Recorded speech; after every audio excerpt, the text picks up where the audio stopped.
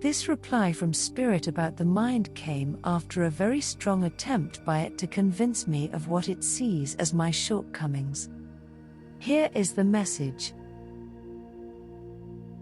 I'm stunned that your very own mind could turn out to be such a traitorous enemy to disturb the sense of well-being so thoroughly. When you find yourself in the midst of foul things of the sort you find yourself in, know these things are just a play of the mind taken to extreme.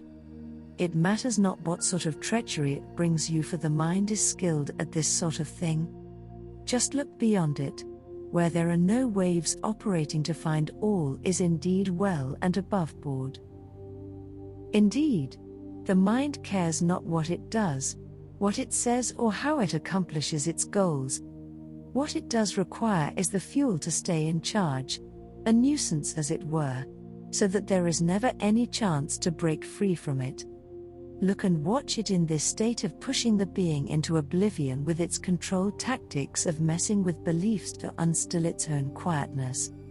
Watch the rebellion that ensues when challenged on all fronts of being, recognized as the supreme leader.